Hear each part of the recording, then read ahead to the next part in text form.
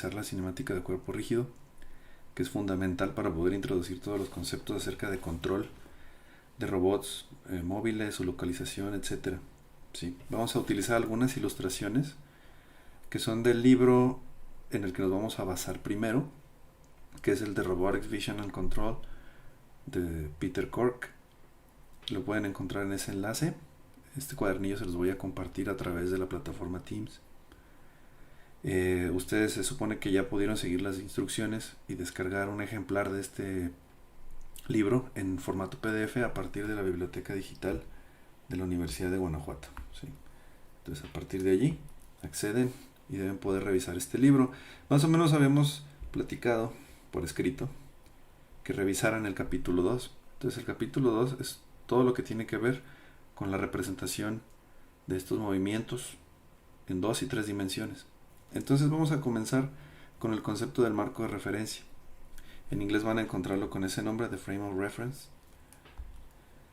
Y bueno, esto es muy conocido para alguna persona que, por ejemplo, tenga su formación en mecánica. ¿Sí? Todo esto normalmente lo cubren en una materia que se llama dinámica de la partícula. Pero bueno, como la mayoría de nosotros tenemos una formación más de ingeniería en sistemas computacionales, electrónica, eléctrica, es posible que no hayamos tenido necesidad de echar mano de estos conceptos. Entonces, en estas ilustraciones que estamos viendo aquí del libro de Cork, se intenta explicar entonces el concepto. Nosotros normalmente estamos muy familiarizados con el plano cartesiano o con un sistema de coordenadas cartesiano en 3 dimensiones. ¿Sí? Para hacer más sencilla la explicación, se comienza con 2 dimensiones y después se pasa a 3. ¿Sí? Entonces, en 2 dimensiones vamos a considerar el plano R2 y aquí tenemos entonces un conjunto de ejes coordenados XY. ¿Sí? Entonces, esos ejes XY nos sirven para describir la posición de un punto con respecto a esos ejes. ¿Sí? Se descompone en cuál es la coordenada X y Y del punto, ¿no? Que aquí pudiéramos llamar la coordenada, X del punto, Y del punto, según la notación que se utilice, ¿sí? A través de la proyección de ese punto o del vector que representa ese punto sobre los ejes coordenados. ¿Sí? Entonces, por eso tenemos un eje, otro eje, los ejes coordenados. Hay un punto especial del plano que se llama el origen, que tiene las coordenadas 0,0. Y para todo punto que tengamos en este plano, podemos asignar un vector. Creo que no es necesario explicar qué es un vector. Entonces tenemos un vector que en este caso tiene 2 componentes. Y ese vector está asociado con el punto de forma tal que es un segmento de línea que va del origen al punto y que está dirigido y que tiene una orientación, aquí teta y todo eso que ya conocemos sobre los vectores. Ahora, esto normalmente ya se asume como conocido y lo que es interesante es la situación que observamos aquí. ¿Sí? Imaginemos ahora que el marco de referencia que nosotros hemos llamado el plano cartesiano con sus ejes y todo, bueno, vamos a suponer que podemos tener una representación basada en otro conjunto de ejes coordenados que estén rotados y trasladados con respecto a ese origen que nosotros ahorita llamaremos global o las coordenadas del mundo. ¿Sí? ¿En qué situaciones podemos tener esto? Bueno, por ejemplo, si tuviéramos un robot, normalmente su localización, dependiendo de qué sensores tenga, se obtiene con respecto a un cierto marco de referencia. Pero hay otro marco de referencia, por ejemplo, asociado al robot en sí, a su centro de masa, a la orientación de su eje principal, por ejemplo, lo que el robot podría considerar como lo que es adelante, bajo su propia perspectiva, cuál es su derecha, su izquierda, etcétera, y lo mismo nosotros como personas, y eso no coincide forzosamente con esta representación global. Entonces, por eso tenemos este concepto de los marcos de referencia. Entonces, aquí tenemos el marco global, que es el negro, y vamos a tener aquí uno que se le está llamando B. Aquí, si seguimos esta notación, pues B entre llaves significa que es el marco de referencia B. Entonces puede haber múltiples puntos, así como en la ilustración anterior teníamos un punto. Bueno, aquí bien podríamos tener una multitud de puntos. Y esos puntos, a pesar de que los marcos de referencia están trasladados y rotados uno con respecto al otro, los puntos no se están moviendo, los puntos son los mismos, están estáticos. Entonces a lo que vamos a llegar es que cada uno de estos puntos tiene sus coordenadas en el marco global. Aquí vamos a llamarle, no sé, W, the world, el mundo, y también en el marco B. Pero el punto es el mismo, no se ha movido, ¿sí? Pero a lo mejor vamos a suponer que tomamos este punto P1. Es fácil ver que con respecto a W, si lo proyecto en W, tenemos que en su dirección X tiene un valor positivo y en su dirección Y también tiene un valor positivo, ya que el origen, que es 0,0, se encuentra aquí. En cambio, ahora vamos a fijarnos cómo son las coordenadas de ese punto en B. ¿Sí? Vamos a borrar los otros. Vamos a borrar los otros y vamos a concentrarnos en B. Entonces en B, ese mismo punto vamos a proyectarlo sobre los ejes de B. ¿Sí? Entonces, sobre su X, sobre su eje de las X, tiene una proyección que es negativa. Y sobre su Y positiva. ¿Sí? Entonces hay un cambio radical aquí de cuáles son las coordenadas de P1 desde la perspectiva de W versus desde la perspectiva de B. Entonces estos puntos tienen su diferente representación. Y por supuesto que si tuviéramos un tercer eje, llamémosle aquí C, sistema coordenado C, sería la misma historia. P tendría una cierta proyección sobre los ejes en X y en Y, etcétera. Bueno, ya aquí ya quedó demasiado poblado de anotaciones. Regresamos a la ilustración original.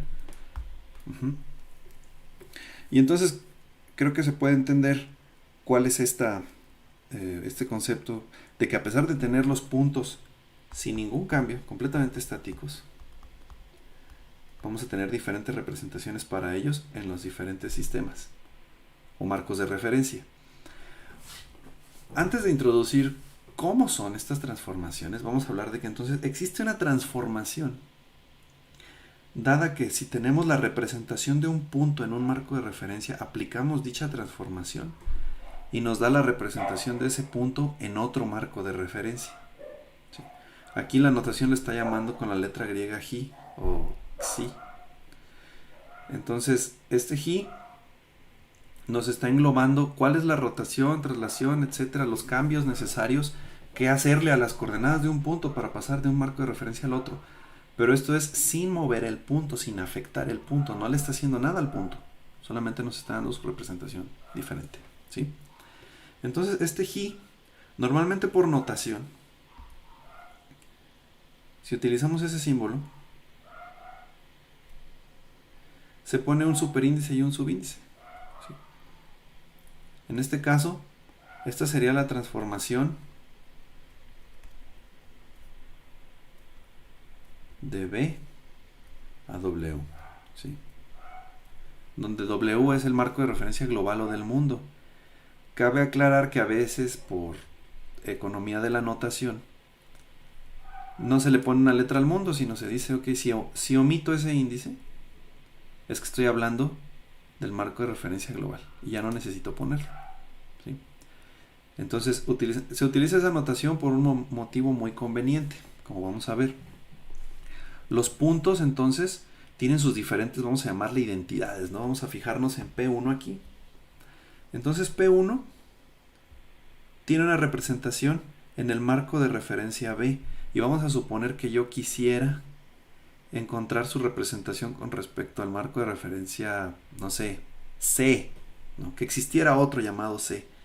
Entonces tendría que haber una transformación, siempre hay una transformación de marco de referencia que me lleva del B al C, de modo tal que yo tenga cuáles son las coordenadas de P1 en C.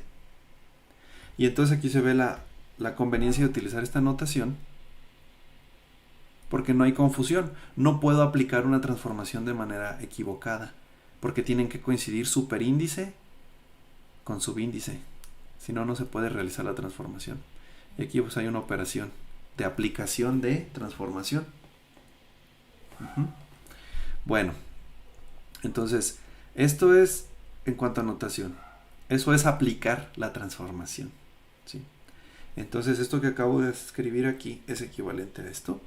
Nada más que en el caso que estamos aquí resaltando, tendríamos un punto, cualesquiera que sean sus coordenadas, representado en el sistema B. Se le aplica la transformación de B a A y resulta en las coordenadas del punto en A, ¿sí? Y así se puede hacer para todos estos sistemas coordenados. Ahora, vamos a hablar de otro concepto, una operación que se llama composición, ¿sí? Vamos a hablar de una composición. Pero antes, vamos a ver esta ilustración. Entonces, ya teníamos acá un marco de referencia global y un marco de referencia llamado B, y cómo muchos puntos pueden tener su representación en uno y en el otro, ¿no? Y más en particular, vamos a hablar aquí de dos marcos de referencia A y B. Y entonces, esto es a lo que se refiere el nombre P superíndice A, P superíndice B, ¿sí? Son las identidades que tiene este punto en los diferentes marcos de referencia, pero el punto sigue siendo el mismo y no se ha movido. Y si hubiese un tercer marco de referencia aquí llamado C, también habría PC, por supuesto que lo habría. Pero bueno, entonces eso es en cuanto a una sola transformación. Entonces siempre existe una operación de transformación para llevarnos de un marco de referencia al otro, y es completamente válido inferir también que para la situación que yo describí aquí, pues entonces también habrá una transformación que vaya en el sentido contrario y que haga esto, ¿sí? Entonces podemos ver que podemos pasar de la representación del punto en un marco de referencia B al C y también regresar del C al B, ¿sí? Siempre las vamos a encontrar, y estas podemos ir adivinando que son como que la transformación opuesta. Bien. Bueno, cuando tenemos múltiples marcos de referencia, como en este caso, aquí sí hay un marco A, un marco B y un marco C. Y para las tres tenemos una potencial coordenada, o bueno, conjunto de coordenadas, ¿sí? Para nuestro punto P, bajo la perspectiva de los diferentes marcos de referencia, ¿sí? Lo que estamos viendo aquí es que existe una transformación de B hacia A y también una de C a B, y vamos a ver que entonces, dados estos hechos, también debemos poder tener una transformación que directamente nos lleve de C a A, o sea, debe existir esto, ¿ok? La cuestión es de dónde la sacamos si nuestro conocimiento se limita a estas otras dos, ¿sí? Entonces eso vamos a cubrir en un momento. Es una operación que se llama composición de marcos de referencia, y está representada aquí. Por ponerle un operador, se está diciendo, bueno, este círculo con una cruz en medio es el operador de composición. Y lo que hace es que a partir de dos transformaciones de marco de referencia que están, por así decirlo, consecutivas, ¿sí? O sea, que nos coinciden estos índices, es posible armar la completa, la que nos va a llevar de C a A. Bien, siempre va a ser posible encontrarlo. Entonces esta operación de composición nos fusiona en una la transformación, ¿sí? Entonces vamos a tener este resultado, ¿sí? Si tenemos los tres marcos de referencia, entonces si tengo la representación del punto en C y quiero pasar a, tal vez solamente tengo esto, pero luego hago la composición de B a A de forma tal que yo obtenga esa representación del punto en A. Y finalmente esto se convierte o se puede considerar como la transformación que me lleva de C a A. Bien, entonces ya introdujimos el concepto de una transformación de marcos de referencia. ¿Qué es un marco de referencia? Y cómo estas transformaciones se puede hacer una composición para tener una transformación que va pasando por varios marcos de referencia. ¿Sí? Pero siempre basados en un solo punto, y siempre estamos hablando aquí de que el punto no se está moviendo. Todo esto son condiciones estáticas. Aquí tenemos un ejemplo más complejo, donde se involucran muchas transformaciones de marco de referencia. Vamos a revisar. Entonces, esta es una situación más realista, ¿sí? Es un escenario en el cual posiblemente vamos a tener un conjunto de ejes que son los globales, ya sea O o W según la notación que uno escoja. Y vamos a tener aquí posiblemente un robot móvil. Vamos a tratar de imaginar que estas son sus ruedas y que aquí tiene algún sensor que es una cámara que ve hacia adelante, ¿no? Pero está desfasada, no está justo en el centro del robot, está un poco hacia adelante, ¿sí? Entonces, en estas condiciones, si nos centramos en el robot, tal vez para el robot adelante sea X y la izquierda sea Y. Entonces, X robot, Y robot. Luego tenemos la cámara, y a lo mejor para la cámara coinciden su X y Y,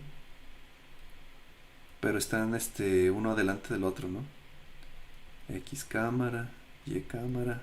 En fin, es difícil dibujar aquí, pero creo que se entiende el concepto, ¿no? Luego dice aquí que habría otro marco para un objeto. A lo mejor ese objeto está por aquí, consiste de una figurita con origen en una esquina.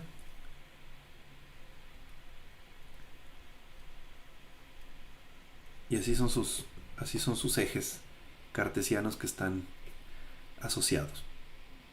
Entonces, es una situación más o menos representada así.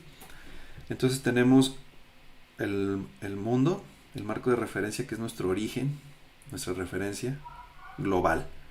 Luego tenemos el marco de referencia del robot, una cámara que está en el robot y el objeto que mencioné. Y finalmente, aquí se describe qué tal que todo está siendo observado por una cámara que a su vez tiene un marco de referencia F. Y entonces pues estamos hablando de todas las transformaciones que hay, ¿no? Tendríamos transformación, aquí se indica la de C a B, podría haber una de B a C en converso, de C a R, de R al mundo, que aquí como les digo, bueno, se está omitiendo el superíndice porque se obvia, ¿sí? Entonces una transformación del robot al mundo, del objeto al mundo.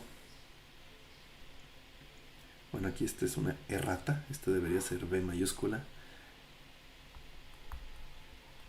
De F al mundo, que es la cámara fija, ¿sí? Entonces tenemos un conjunto de transformaciones.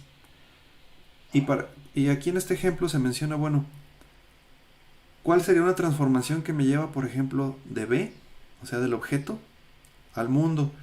Bueno, del objeto al mundo ya hay una, ¿sí? Ya está especificada una. Pero esa también se puede obtener a través de una composición, ¿sí? Nos iríamos, llévame de C a B, luego de C a R y luego de R al mundo, ¿sí? 1, 2, 3.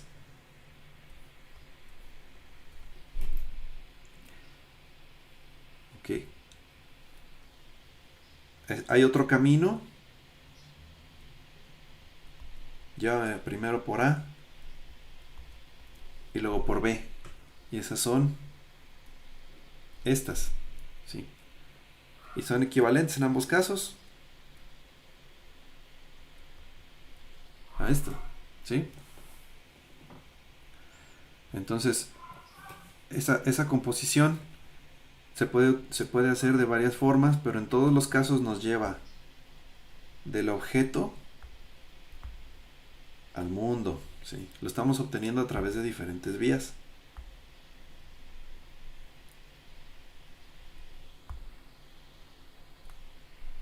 Entonces a través de esas diferentes vías podemos obtener transformaciones que son en realidad equivalentes. Vamos a ver que para estas transformaciones de marco de referencia se forma un álgebra, porque como ya vimos se pueden componer, pero además tenemos unas situaciones especiales que nos van a permitir que formen un álgebra. No solamente se pueden componer, ¿sí?, sino que además existe un elemento que es una transformación nula. ¿Qué significa una transformación nula? Que no se está haciendo nada, ¿sí? O sea que yo tengo mi punto en A, le aplico esta transformación nula que aquí se le está llamando símbolo 0 y me deja el mismo punto, no lo transforma, ¿sí? Entonces hacer la operación de composición entre una transformación existente, composición y la nula, no le hace nada a la existente, ¿sí? Y esto conmuta. Aquí ya no se incluyó, pero conmuta, ¿sí?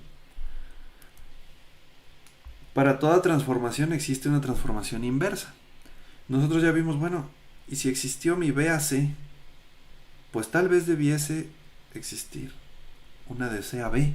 Bueno, vamos a ver que en el álgebra de estas transformaciones no solamente puede existir, siempre existe, ¿sí? Es como hablar de en los reales, hablar del recíproco. Todos los números reales tienen su recíproco y todos tienen también un inverso aditivo. Entonces igual aquí toda transformación tiene una transformación inversa, y para simbolizar, aplicar la operación de invertir una transformación, tenemos este símbolo aquí. Y ahí está.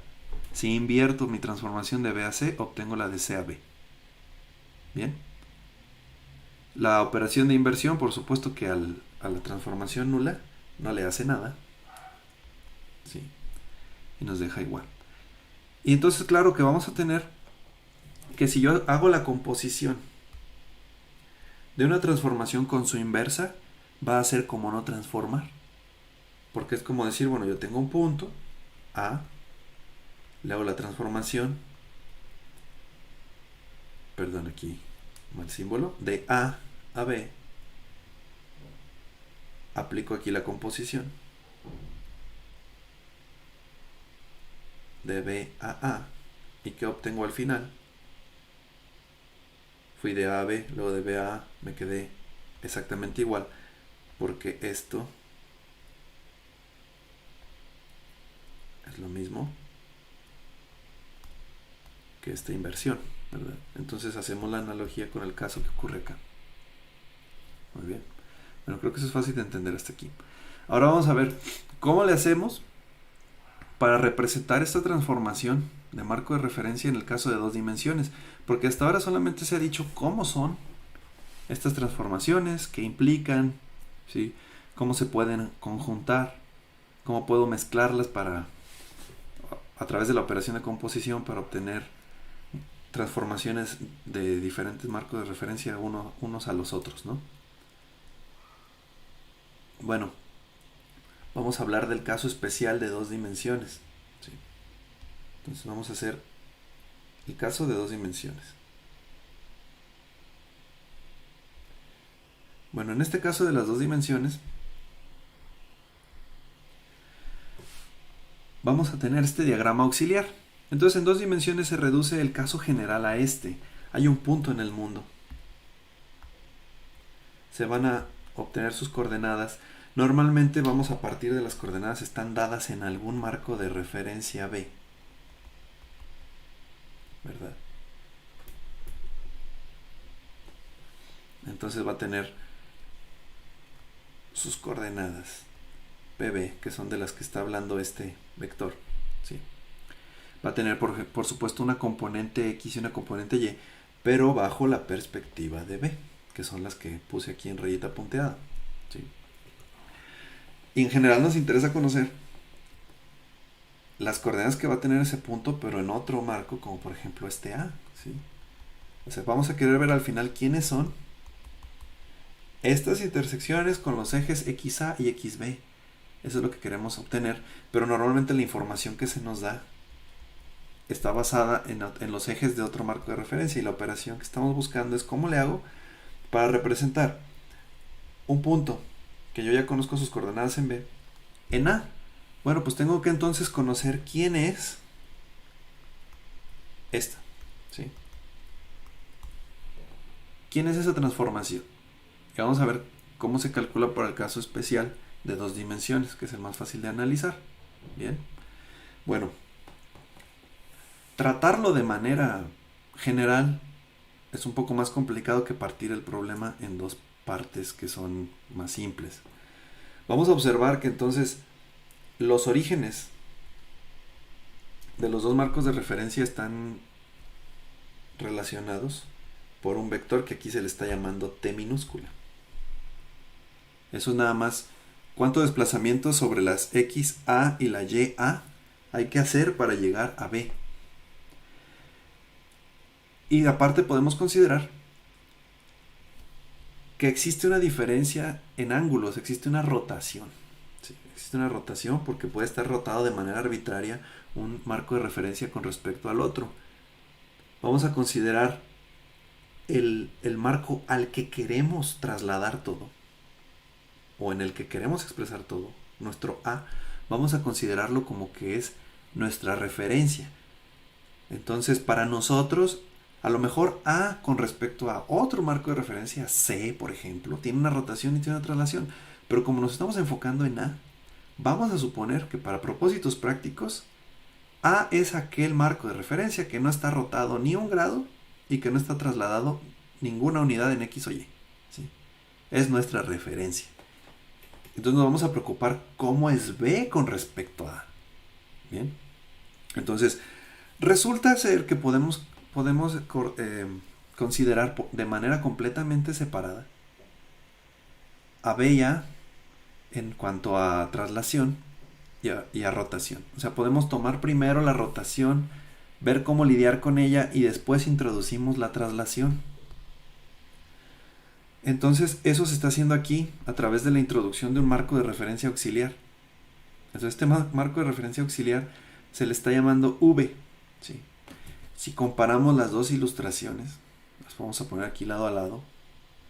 V, lo voy a mal dibujar aquí. En la ilustración original, V está aquí. ¿Sí? Este es XV. Y este es Y o YV. ¿Sí? Es un marco de referencia que coincide en origen con B y solamente está rotado con respecto a B. Entonces, si lo vemos así y revisamos esta ilustración, bueno, pues vamos a tener una descomposición de los vectores que forman los ejes de B en el marco de referencia de V, de la forma como se ve aquí, ¿sí? Por eso tenemos esto seno de teta, coseno de teta, porque por ejemplo, yo tomo el eje X del marco de referencia B y vamos a asignarle una magnitud arbitraria de 1. Entonces, si yo tomo este vector con magnitud 1 que apunta en la dirección del eje X en el marco de referencia B, y yo proyecto ese vector en el marco de referencia V auxiliar que estoy utilizando, bueno, pues es fácil dado que aquí tenemos teta. ¿Cuáles son las proyecciones de un vector? Pues es longitud por coseno de teta para el eje de las X y longitud por seno de teta para el eje de las Y. Eso es bastante conocido. Como la longitud o magnitud es 1, pues se omite y tenemos entonces estas componentes resultantes. Y siguiendo un razonamiento similar, fijándonos en un vector unitario que apunta en la dirección del eje Y para B, y proyectamos ese vector sobre los ejes X y Y de V, pues vamos a obtener estas componentes coseno de teta y menos seno de teta, ¿no? Eso es trigonometría básica. Y de ahí salen esas cantidades. Ahora, para encontrar cómo se transforma, vamos a tener que recordar por un momento álgebra lineal. Entonces aquí estamos hablando de que Los ejes coordenados, por pura definición, son ortogonales. Sí, y normalmente seguimos todas las reglas de la mano derecha y etcétera para la formulación de estos ejes. Entonces, dado que son ortogonales, estamos teniendo un cambio de base ortonormal de una base a otra. ¿Sí? Y si recordamos la teoría de álgebra lineal, existe una transformación que nos lleva de uno de estos marcos de referencia o de uno de estas bases a otra. ¿Sí? Y recordando también álgebra lineal, los pasos para encontrar dicha transformación son expresar los vectores de la base canónica de B, los vamos a expresar, perdón, de V, los vamos a expresar en B a través de la transformación correspondiente. Y luego al final vamos a invertir la matriz y esa es la transformación que estamos buscando, lo que se le conoce como una matriz de transición. Entonces vamos caso por caso. ¿Qué pasa si a la base canónica, 1, 0, aplico transformación? Ahorita no sé cuál es la transformación, es a T. ¿Qué me da? Ah, bueno. A esos que son la base canónica aquí, este hubiera sido mi 1, 0 en B. Le aplico la transformación y me deja estas componentes. Coseno y seno. Esa es una transformación lineal. El otro vector de la base canónica es el 0, 1. ¿Sí? Y tiene estas componentes. ¿Sí? Entonces, la componente horizontal y vertical en V. ¿Sí? Y al final tenemos una matriz, vamos a llamarle de momento C mayúscula, cuyas columnas son esos vectores que acabamos de encontrar.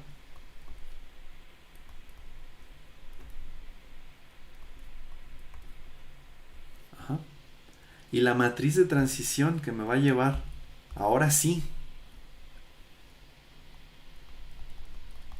la matriz de transición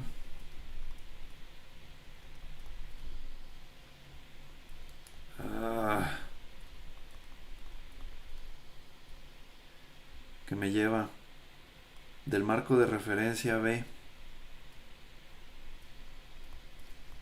al V,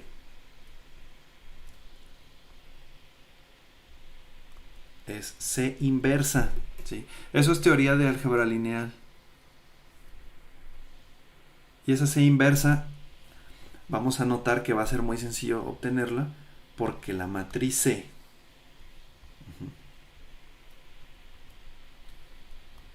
es una matriz ortogonal. ¿Sí? Y como C es ortogonal, entonces su transpuesta es su inversa. Entonces la matriz que estamos buscando ya para terminar, esa transformación, esa C inversa, es transponer esa matriz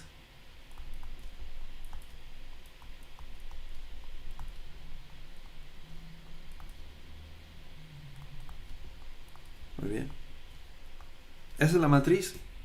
Y entonces acá, lo que acabamos de encontrar es que para este caso en particular, donde entre los marcos de referencia B y V no existe traslación, para este caso en particular, tenemos que las coordenadas de X en V y de Y en V,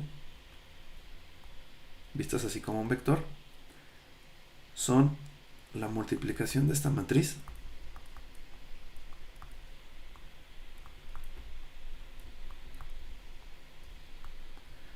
por las coordenadas del punto expresado en B.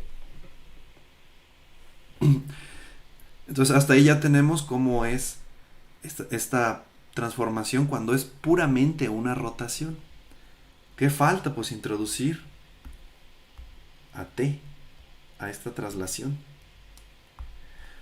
Pero ya de aquí en adelante es sencillo, porque si ya tenemos la rotación, ahora ya transformamos de B a V, solamente nos falta trasladar de V a A. Pero ¿qué transformación existe de V a A? Pues no es más que a las coordenadas que tenga el punto en V, sumarle las componentes X y Y de T. Eso es lo único que falta por hacer. ¿Sí? Puesto de otra manera, las coordenadas del punto en A son estas X y Y sin ningún indicador, son T, sin ningún superíndice. Ese es T. T más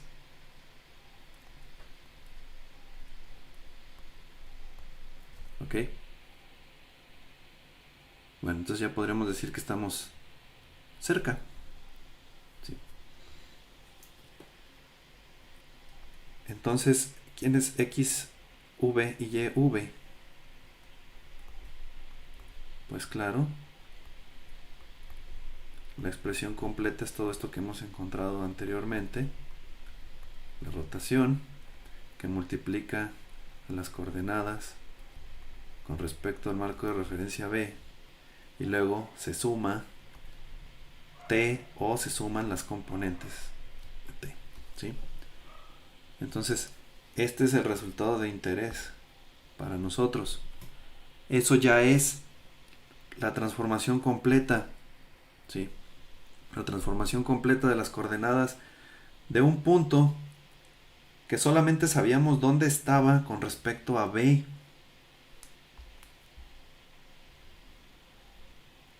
Y entonces ya hemos encontrado quién es esa transformación. ¿Sí? A través de este paso intermedio de primero encontrar cuál es esa rotación y después incluir la traslación.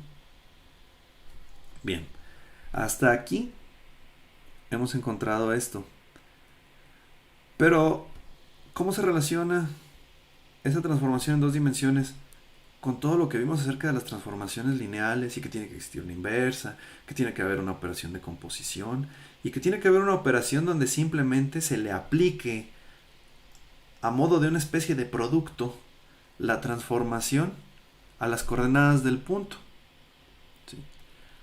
Algo que sea como un producto directamente, dado que lo que vimos más abajo es primero multiplicar las coordenadas del punto por una matriz y después sumarle un vector de traslación. ¿Sí? Bueno, para poder hacer una formulación así, que incluya una operación tipo multiplicación y que se pueda hacer rápidamente o fácilmente, se utiliza lo que se llama la representación en coordenadas homogéneas.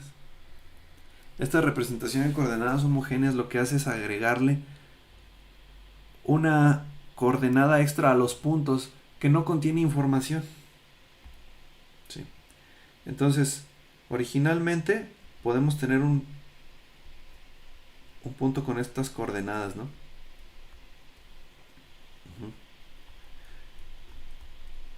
Y en coordenadas homogéneas le agregamos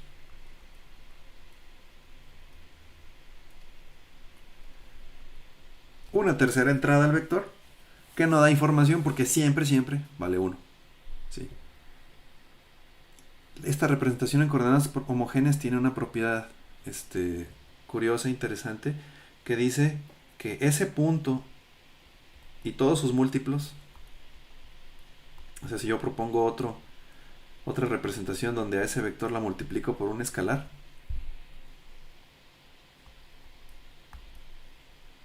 son equivalentes. ¿Por qué son equivalentes? Porque como sé que la última entrada de ese vector no me da información y que su forma estándar es un 1, entonces si yo tuviera otro vector con 3 elementos y me dicen es una representación en coordenadas homogéneas, aunque fíjate que de momento el último elemento es otro número, es un 5 o lo que sea, tomando esa tercera entrada del vector y dividiendo todo entre ese número, recupero la forma original donde la última entrada era 1. ¿Sí? Y así ya estoy obteniendo las verdaderas coordenadas, por así decirlo. Entonces, por eso se menciona que son equivalencias, ¿no? Pues todos los múltiplos de ese vector en coordenadas homogéneas representan al mismo punto. Bien. Entonces, introducir esta coordenada como superflua nos ayuda entonces a concentrar la transformación, a representarla como un solo objeto que se puede aplicar a través de un producto sobre un punto. ¿Sí? Entonces, regresando al ejemplo anterior, esta matriz que obtuvimos es una matriz de rotación. ¿Sí? Esa matriz de rotación pertenece a un grupo especial que se llama grupo ortogonal especial de 2 dimensiones, que cumple las siguientes características. ¿Sí?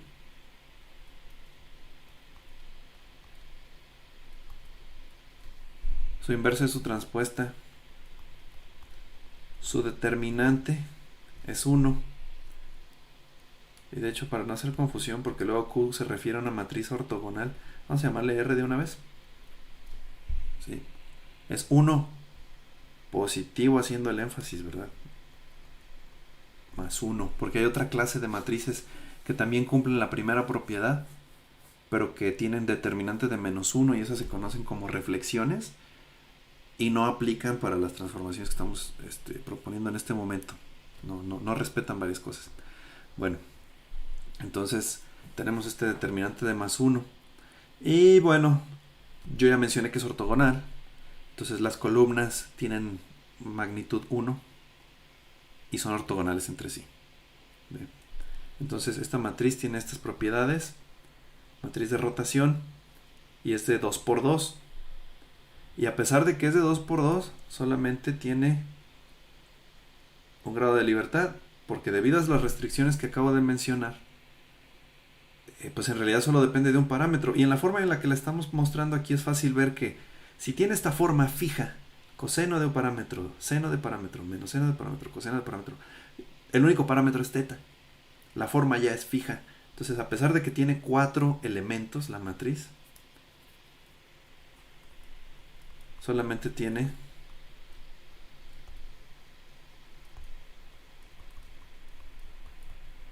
un grado de libertad.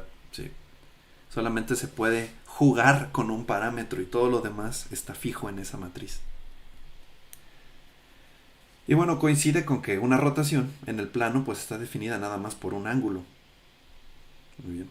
Entonces esta representación parece un poco redundante, hablar de un ángulo y tener que representarlo con un objeto que tiene 4 números. Pero vamos a ver que es muy conveniente para las operaciones. ¿Sí? Entonces, regresando a lo de las coordenadas homogéneas, la transformación homogénea es una matriz que tiene la siguiente forma.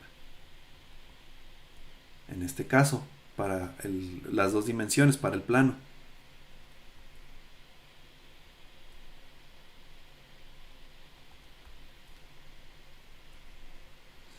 ¿Qué estamos viendo aquí? Tenemos incrustado dentro de una matriz más grande a R, al vector T, a un renglón de ceros, por eso dice 0 de 1 por 2, y al número 1. Entonces, si expandiéramos todo, en realidad estamos hablando de esto. Coseno teta menos seno.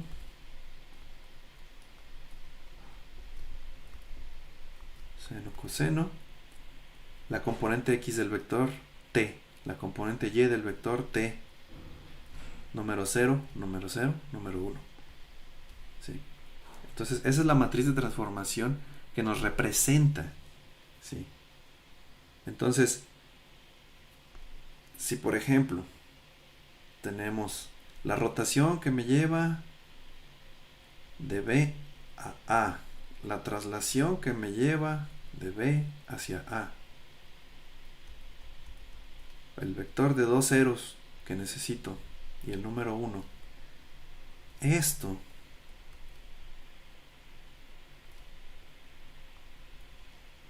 es finalmente la transformación entre marcos de referencia que tanto hemos buscado. ¿sí? Y es fácil comprobar si hacemos la operación directamente de multiplicar esa matriz T de BA. Vamos a utilizar coordenadas homogéneas. T de BA. La aplico sobre el vector en coordenadas homogéneas que representa el punto B. Perdón, punto P en B. ¿Sí? ¿Cómo queda? Bueno, pues aquí tenemos R de BA. Ajá. Esto lo estoy repitiendo nada más, actuando sobre estas componentes. Bueno, pues vamos a comenzar. Y entonces tendríamos que va a quedar coseno de teta por xb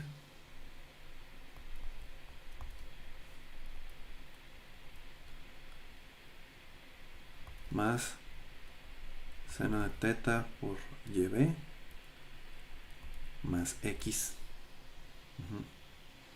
Pero aquí va a quedar menos seno por x más coseno por y más y. Y aquí va a quedar el número 1, porque es 0 por xb más 0 por yb más 1 por 1. Y esto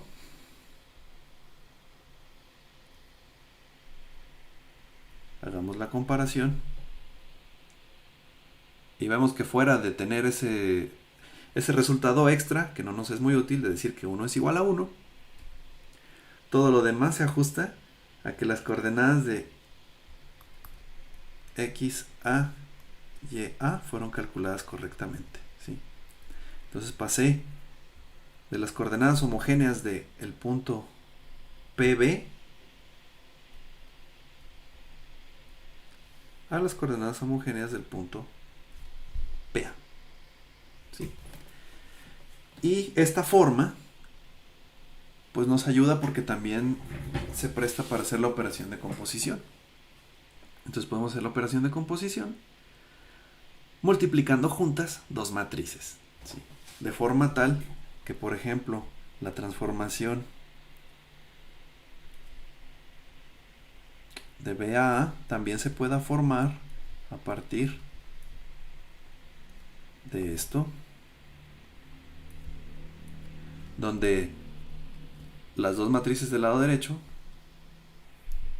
son matrices de transformación de 3×3, como la que acabamos de ver. Son matrices, simplemente se hace el producto entre las matrices y nos van a reunir el efecto de aplicar ambas transformaciones en aplicar una sola, ¿sí? ¿Qué más se cumple aquí? Bueno, también necesitamos comprobar que podamos invertir la transformación.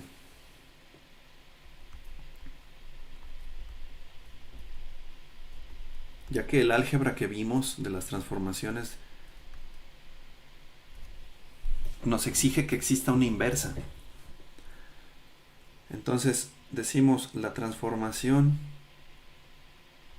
AB tiene que ser igual a la inversa. Y aquí, en esta representación que estamos haciendo de matrices de transformación homogénea,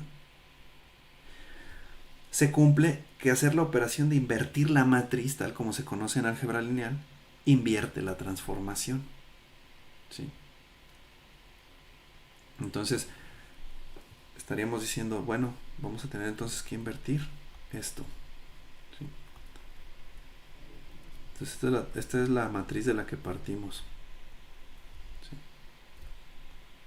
Y bueno, realizando operaciones de álgebra lineal, podemos llegar a encontrar cuál es esa transformación. Sí, ya para no hacer la operación completa de encontrar la inversa de la matriz, etcétera, se las voy a proporcionar directamente. Por aquí la tengo. Muy bien. Entonces la inversión de esta matriz tiene una forma muy simple, afortunadamente, a diferencia de muchas matrices que es bastante complicado. Y nos van a dejar que es R de AB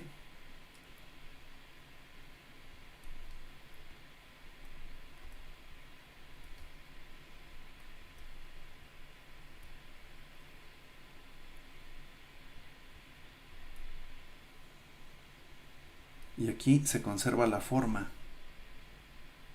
porque claro, si no, no sería una matriz de transformación. Y aquí una cosa notoria es que se está diciendo, pues metes aquí la inversa de R de B a A, pues es de R de A B. Pero es muy sencillo calcular la inversa de la rotación porque es su transpuesta, ¿sí?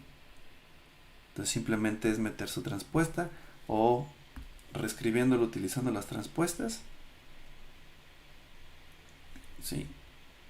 Perdón, aquí. Obviamente lo que me falta decir es que estoy buscando la inversa de todo esto. Utilizando transpuestas tendríamos transpuesta, ¿sí? Transpuesta. Esta T es la que ya tenía.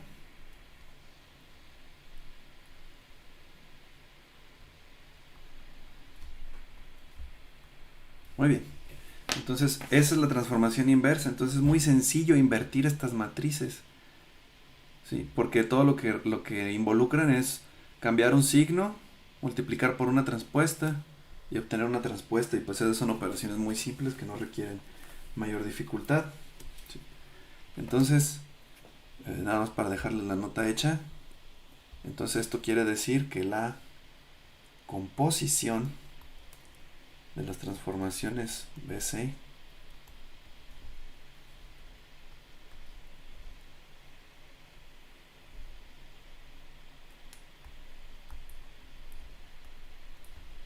y CA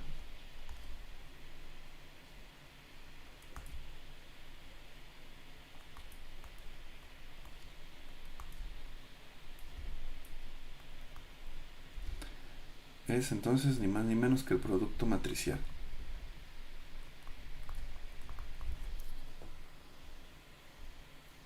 Ok.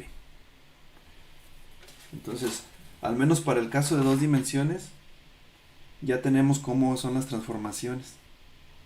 Última cosa a cubrir antes de terminar este tema. Se habló de que tiene que haber una transformación nula. Una transformación que no haga nada. Bueno,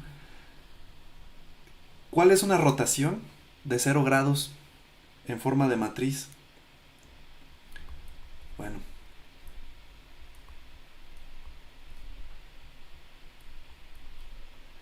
aquí no estoy diciendo teta, estoy diciendo el número 0. ¿Sí? Bueno, pues vamos a poder comprobar que es esta, ¿sí? Entonces, de manera no tan sorpresiva, encontramos que la transformación nula es la identidad de 3 por 3. Aquí metemos esa rotación de 0 grados y luego una traslación de 0 unidades, son 0 unidades en X, 0 en Y, y ponemos el último renglón tal como debe ir en una matriz de transformación homogénea y terminamos con esto. Entonces esta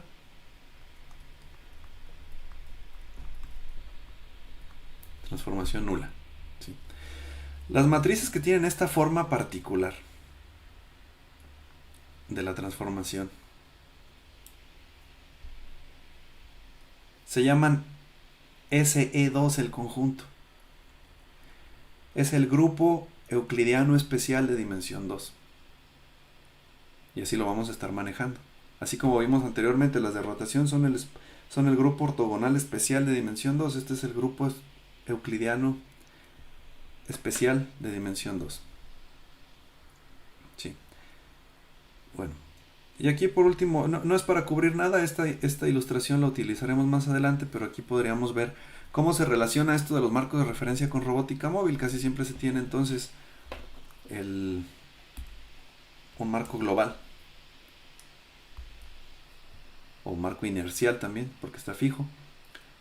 Y por ejemplo en esta ilustración se está asignando un marco V a un robot de tipo carro con dirección de Ackermann, como veremos más adelante, y todos los puntos sobre el robot están referenciados con respecto a este origen. Bien, bueno, entonces esto fue la introducción a estas transformaciones y forma la base de esta cinemática de cuerpo rígido. Lo que hemos cubierto en esta explicación solamente atañe al caso de 2 dimensiones. Vamos a ver en la siguiente explicación cómo se generaliza a 3 dimensiones. Las reglas son muy similares, vamos a encontrar también unas matrices de transformación homogénea para 3 dimensiones, pero ya no es tan fácil derivarlas como estas. Pero esencialmente se van a asemejar en el hecho de que se parecen en su estructura a las de 2 dimensiones, porque llevan adentro una matriz de rotación, llevan adentro un vector de traslación, y además que su composición es simplemente un producto matricial. Entonces, bueno, por el momento hasta aquí dejamos esta explicación y agradezco su atención.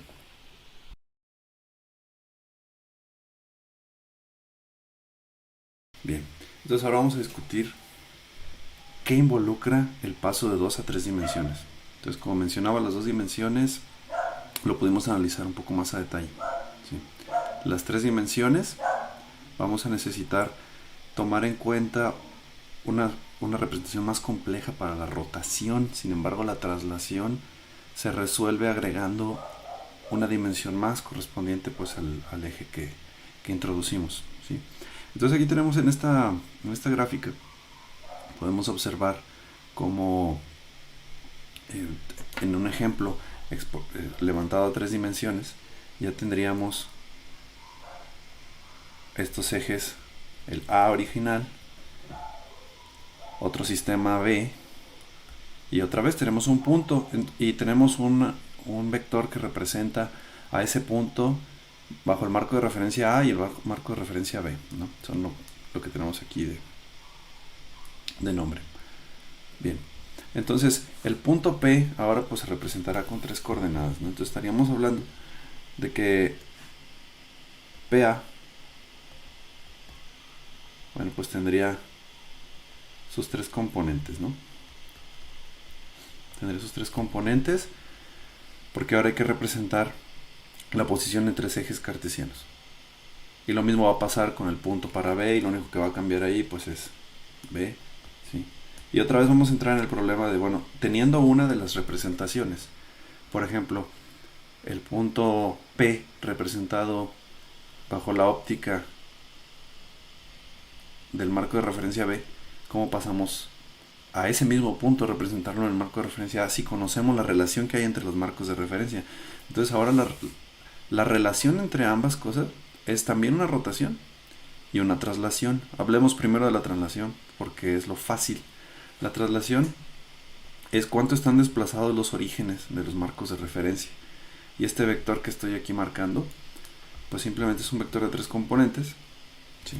Entonces T simplemente consiste igualmente de esos 3 componentes. ¿Sí? Esa es la parte sencilla. Lo complicado ahora es cómo vamos a representar la rotación. Si como en el caso anterior nosotros pusiéramos unos ejes o un marco de referencia auxiliar, otra vez un V, ¿no? Como en aquel caso anterior, y le llamásemos, aparte de V, tuviéramos la propiedad de que no está rotado con respecto a A. Es como una versión de A que solamente está trasladada hacia el origen de B. ¿Sí? Entonces, esos ejes, ¿cómo podemos ahora caracterizar cómo están rotados? ¿Sí? Si los representásemos otra vez aquí, así. ¿Sí? Y ese fuera nuestro eje auxiliar V. ¿Cómo podemos decir cómo está rotado V con respecto a B? Bueno, en el caso de 2 dimensiones nos bastaba un ángulo. Pero aquí estamos viendo que hay más grados de libertad, hay más rotaciones posibles. ¿sí? O sea, existen rotaciones de este sistema de tres ejes con respecto a X, a Y y a Z. ¿Sí? Se puede rotar en las tres direcciones.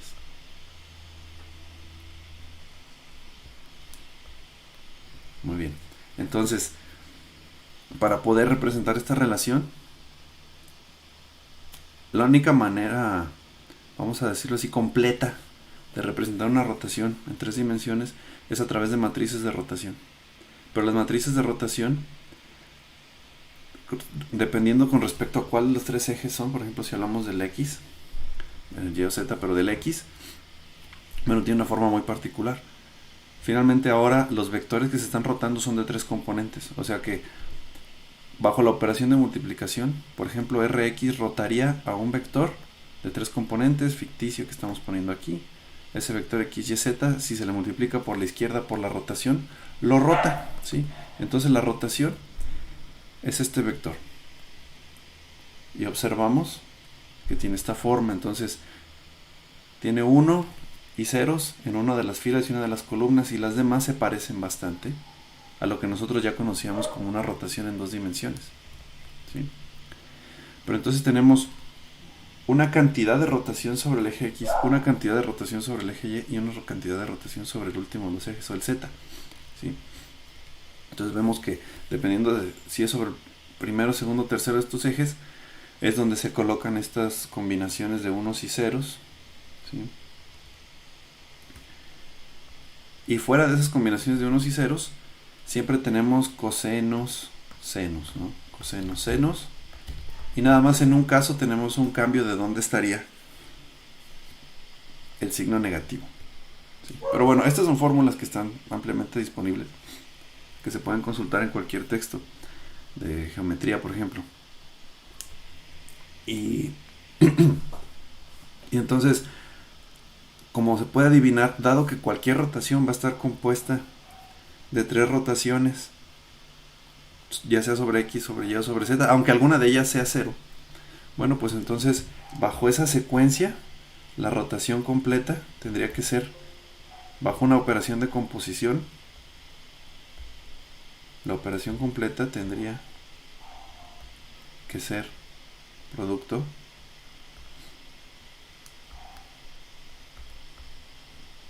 X, Y, Z, o en la secuencia inversa, porque depende mucho de en qué orden se están haciendo las rotaciones, ¿sí? Entonces al final vamos a tener que, para el caso general R, nuestra rotación en tres dimensiones es una matriz de 3 por 3, ¿sí? Tiene varias propiedades geométricas que podríamos, algebraicas que podríamos ver, pero la principal es que es una matriz ortogonal y que, igual que antes,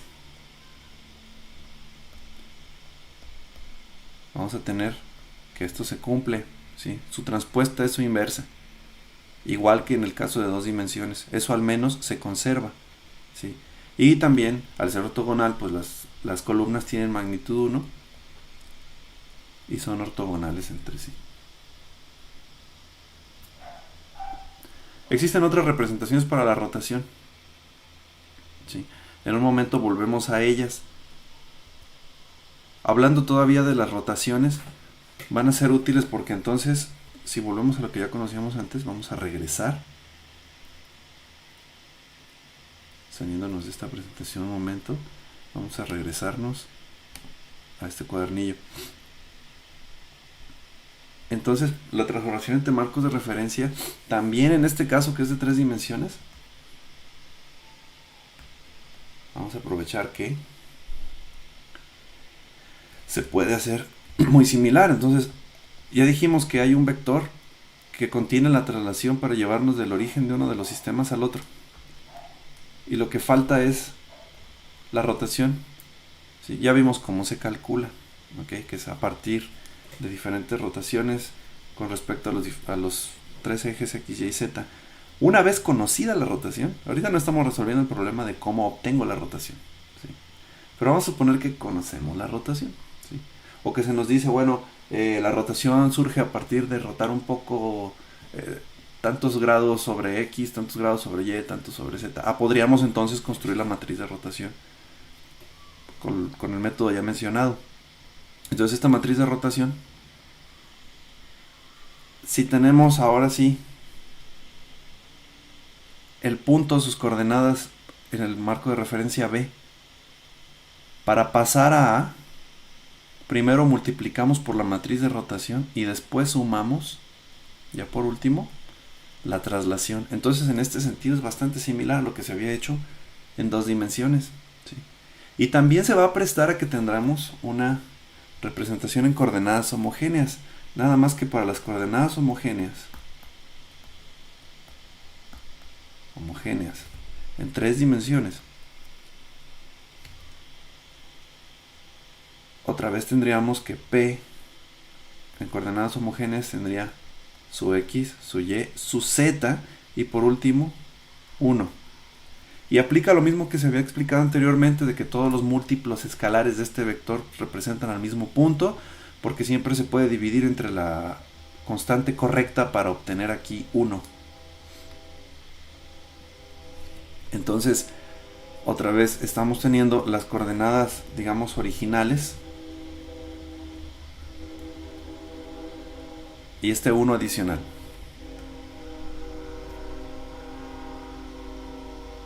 Bien.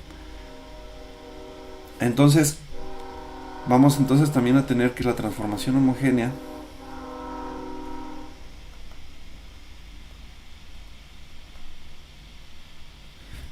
otra vez es una matriz. Transformación nos lleva de A a B, es igual a, aquí va dentro la rotación, la traslación. Aquí observaremos un cambio, es de 1 por 3 ese vector de ceros, y aquí es el número 1, pero por lo demás ampliamente similar. Ya no puedo, como lo había hecho aquí anteriormente arriba, sí, ya no puedo expresar la estructura interna de esta transformación como aquí, porque esta matriz de transformación homogénea de 3 por 3, la parte de la rotación solamente dependía de un parámetro. Aquí abajo, en el caso de 3 dimensiones, la rotación depende de esos 3 parámetros y no puedo anticipar qué forma va a tener esa matriz de 3 por 3. Entonces simplemente vamos a dejarlo en que esta es una matriz de 3 por 3, la de rotación, y la de transformación homogénea, entonces es de 4 por 4. Bien. Entonces, por ejemplo, el último renglón quedaría 0, 0, 0, 1. Bien.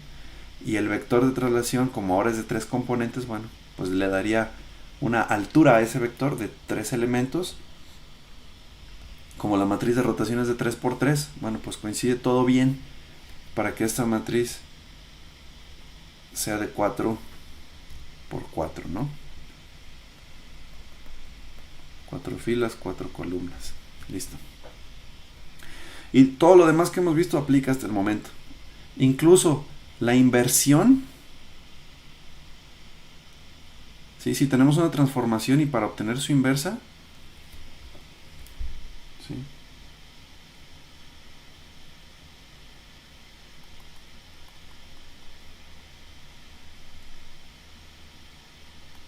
es similar para 3 dimensiones. ¿Qué es lo que cambiaría aquí para el caso de 3 dimensiones? Bueno, esto no. Esto tendría que ser de 1 por 3 en lugar de 1 por 2, pero por lo demás es muy similar. Entonces se invierte muy, muy parecido. Para, por ejemplo, invertir la R o la rotación, pues simplemente se transpone, pero lo demás queda igual, ¿sí? Entonces también podemos invertir fácilmente, y también la transformación nula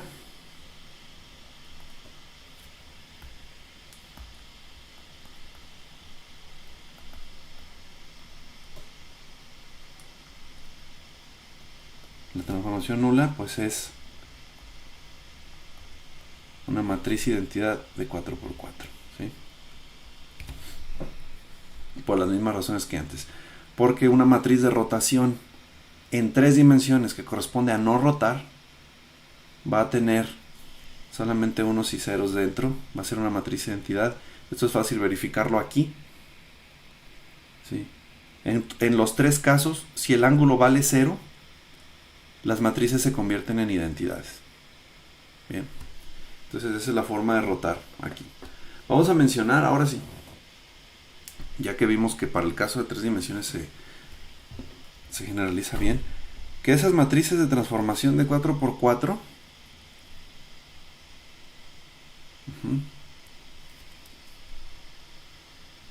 forman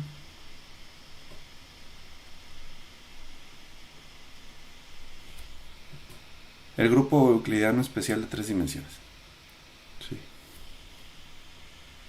Que las rotaciones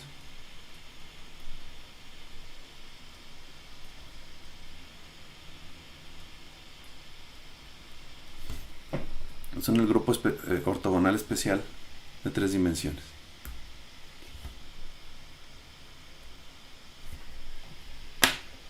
Bien.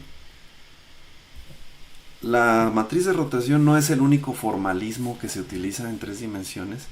Para la rotación, como ya anticipamos, es que rotar puede ser rotar un poco sobre el eje X, sobre el eje Y, sobre el eje Z si lo hacemos de manera aislada y en secuencia. Entonces eso significa que podríamos tener una representación compacta si en lugar de guardar toda la matriz de rotación de 3×3 almacenásemos únicamente los ángulos que utilizamos para rotar. Pero lo que es un poco complicado de esto es que debido a este teorema de rotación de Euler, cualquier rotación puede ser representada por un máximo de 3 rotaciones sobre los ejes coordenados. Pero no es forzoso seguir un solo orden. Entonces una rotación, la misma rotación la puedo representar como una rotación primero sobre X, luego sobre Y, luego sobre Z.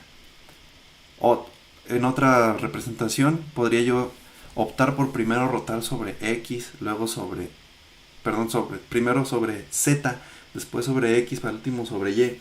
Y en general hay varias formas de hacer esta representación de los 3 ángulos. Y podemos tener equivalencias entre las representaciones. ¿Sí? Aquí tenemos unas representaciones aisladas como más importantes o como más comunes.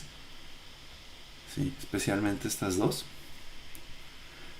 Pero las que se están viendo aquí son posibles todas. ¿Sí? O sea, yo puedo escoger primero decir que roté sobre Y, luego sobre X, luego sobre Y. O YXZ y todas las que se ven aquí. Vamos por el momento a fijarnos más en esta. De primero roto un poco sobre X, luego sobre Y, luego sobre Z. Pero es importante decir que no es más válida una que las otras. En general, para muchas aplicaciones sí se utiliza esta representación de 3 ángulos. Sin embargo, por una cuestión que vamos a ver aquí, no siempre conviene utilizar representaciones basadas en los 3 ángulos. ¿Sí? Esto se debe a un fenómeno que se llama una singularidad o gimbal lock. ¿Sí? Existen casos donde uno de los ángulos no se puede determinar. Y aquí se ve con este instrumento que está representado en el gráfico, ¿sí? Donde tenemos estas como cajas aisladas donde rotan, los círculos concéntricos rotan con respecto a los que son más externos y al final todos rotan con respecto a una referencia que no está dibujada aquí. Entonces puede ocurrir que caiga este instrumento en una configuración donde no sea posible resolver de manera única cómo está orientado uno de esos ejes. Bien, imaginemos que tenemos este instrumento y luego ponemos un encoder, ¿sí? Un codificador de vueltas en estas uniones, por ejemplo. Entonces uno esperaría que si esos codificadores me dicen cuánto estamos rotando con respecto a estos diferentes postes, pues yo tendría mis 3 ángulos. Sin embargo, la realidad es que existen configuraciones, como vemos del lado izquierdo, donde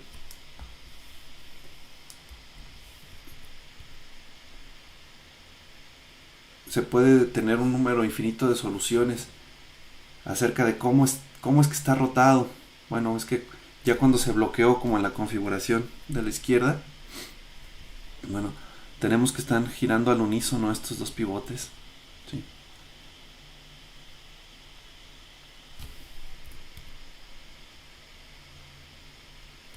Y entonces, ¿qué pasó con este ángulo?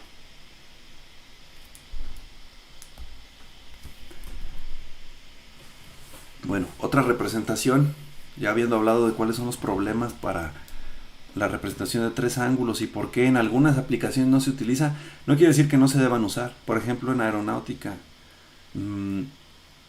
como jamás se espera que un avión esté su nariz apuntando exactamente hacia el cenit o exactamente hacia el suelo, entonces no hay mucho problema en utilizar esa representación, ¿sí? Allá es bastante común y es muy válido. Bien, otra representación para la rotación es la representación ángulo-eje, por una propiedad muy interesante. Entre dos marcos de referencia pues puede haber una rotación que está perfectamente codificada con una matriz de 9 elementos. Pero también se sabe de mecánica que no importa cuántas rotaciones combinaste para obtener cómo rotaste un conjunto de ejes con respecto al otro. No importa si hiciste 10 rotaciones sobre diferentes ejes. La rotación total que se hizo entre la posición original de un marco de referencia y cómo quedó después de rotar, siempre se puede representar como una sola rotación, como un solo ángulo de rotación alrededor de un eje. Ahora, ¿cuál es ese eje o encontrarlo? Bueno, ese es un problema muy distinto. Pero siempre se puede encontrar un eje y un ángulo alrededor del cual, del eje, el cual si rotamos el marco de referencia, el ángulo especificado, obtenemos la rotación resultante, que puede ser equivalente a muchos pasos. ¿Sí? Y esto nos puede dar una representación más compacta, porque entonces, ¿qué tendríamos que almacenar en memoria? Por ejemplo, si estamos haciendo un programa de computadora, ¿cuántos números necesito para representar un eje? Pues nada más los que me representen el vector que coincide con ese eje. Entonces pues pueden ser nada más 3 números. Y luego el ángulo es un cuarto número. Y ya con eso estoy codificando una rotación, por complicada que sea, en 4 números. Y tenemos este dispositivo, esta técnica, para una vez que tenemos ese eje y ese ángulo, convertirlo a una matriz de rotación, que también es interesante. Si eso se puede hacer utilizando esta fórmula, la fórmula de Rodríguez. Aquí θ es ese ángulo de rotación y V, ¿sí?, es el eje, es un vector que representa al eje alrededor del cual se rotó. Entonces claro que tiene sus componentes X, Y, Z. Lo que es nuevo aquí es esta operación, ¿sí?, esta operación conocida de mecánica, pero en otras áreas prácticamente no se utiliza. Esa operación es una convención para codificar un vector de 3 elementos y convertirlo en una matriz antisimétrica, donde la matriz antisimétrica tiene la propiedad, claro,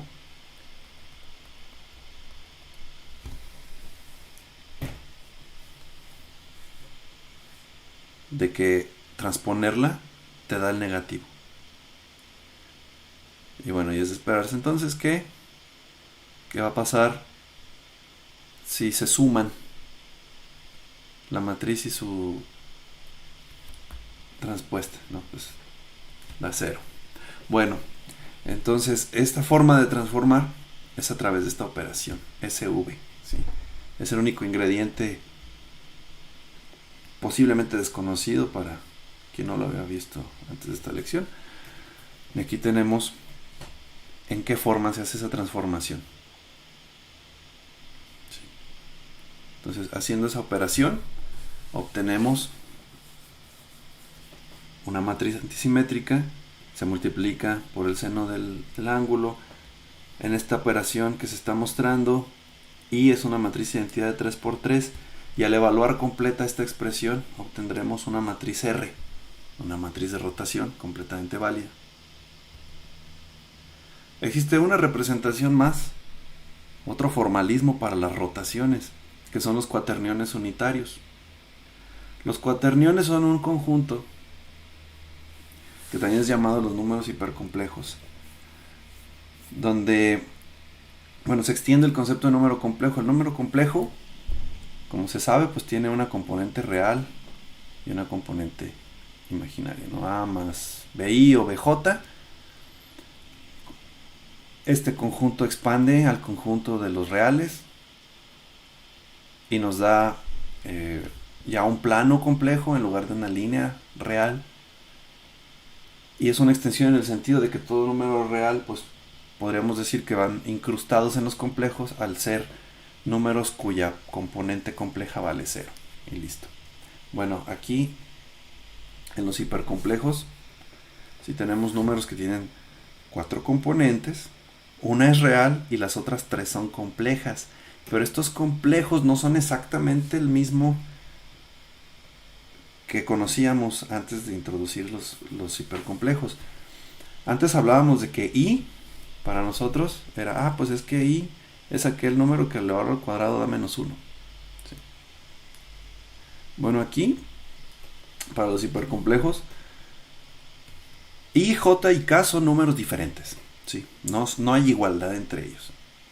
I es una cosa, J es otra, K es otra. Sin embargo, son 3 números tales que al elevarlos al cuadrado uno obtiene menos 1. Esa es la primera propiedad que descubrió Hamilton. Y la otra que tenemos aquí es que si los multiplicamos los 3 juntos sin elevar al cuadrado también da menos 1. ¿Sí? Y bueno, el estudio de los cuaterniones y sus aplicaciones son muy extensos. Aquí nos vamos a limitar nada más a ver cómo nos sirven de herramienta para representar una rotación. Por notación, esta es la notación completa de un número hipercomplejo de un cuaternión, aunque podríamos resumirlo así, ¿no? Entonces tenemos S, que es la componente real, y los 3 coeficientes que tienen los complejos I, J y K. Dentro de todos los posibles cuaterniones, existen unos que son los unitarios, donde cumplen que su magnitud es 1, y su magnitud se calcula más o menos igual que cuando se tiene un vector. Se tienen las componentes, estos coeficientes que se ven ahí, y esa cantidad es la magnitud. Entonces cuando da 1 esa magnitud, estamos hablando de un vector unitario. Y entonces los vectores unitarios pueden ponerse en correspondencia con las matrices de rotación. Formalmente se dice que es una doble cobertura porque hay unas rotaciones que son equivalentes, no importa si el eje apunta en una dirección y la contraria, etc. Pero bueno, podríamos decir de manera sencilla que podemos poner en correspondencia las matrices de rotación con los cuaterniones. Entonces, los cuaterniones unitarios. Y el cuaternión unitario se relaciona mucho con la forma que acabo de relatar, que es ángulo-eje, debido a esto, ¿sí? V1, 2 y 3, podemos considerarlo un vector. Ese vector V, decimos que es seno, luego aquí pi medios, y aquí este es un vector unitario normal que indica la dirección de rotación. Ese es el eje. Sí, este es el eje. La componente real del cuaternión es coseno de la mitad del ángulo de rotación, y aquí este eje se multiplica por el seno de la mitad del ángulo de rotación. Y esa es la forma de obtener a partir de ángulo-eje un cuaternión. También hay una fórmula un poco más extensa. Estoy aquí revisando que la tenga. Bueno, aquí no se muestra. Hay una fórmula un poco más extensa que nos permite convertir de matriz de rotación a cuaternión. y de cuaternión a matriz de rotación. Pero bueno, esas se pueden encontrar en compilaciones de fórmulas, o se las puedo facilitar yo, por eso no es necesario abundar mucho en ella en este momento. Los cuaterniones tienen su propia multiplicación especial, llamada producto hamiltoniano. ¿Sí? Como pueden ver, es bastante más compleja que una multiplicación tipo como el producto interno, por ejemplo, entre vectores. Esa multiplicación también se puede expresar como producto matricial con la fórmula que se ve aquí. ¿Sí? Y es fácil también obtener cuál es el inverso de un cuaternión. ¿Sí? Que nos puede ayudar también a encontrar cuál es la transformación inversa a una cierta rotación. ¿Sí? Entonces, para representar pose, aquí se refiere a posición y orientación en el espacio. Bueno, pues esta sería la operación de composición de dos transformaciones de marco de referencia. ¿Sí? Esta sería la manera de obtener una transformación inversa. ¿Sí? Aquí es donde se involucra obtener la inversa de un cuaternión.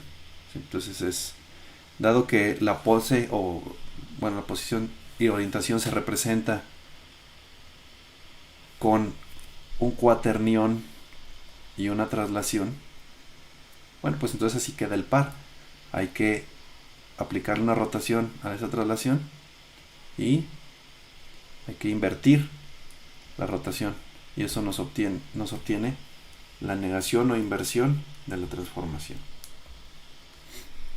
¿Sí?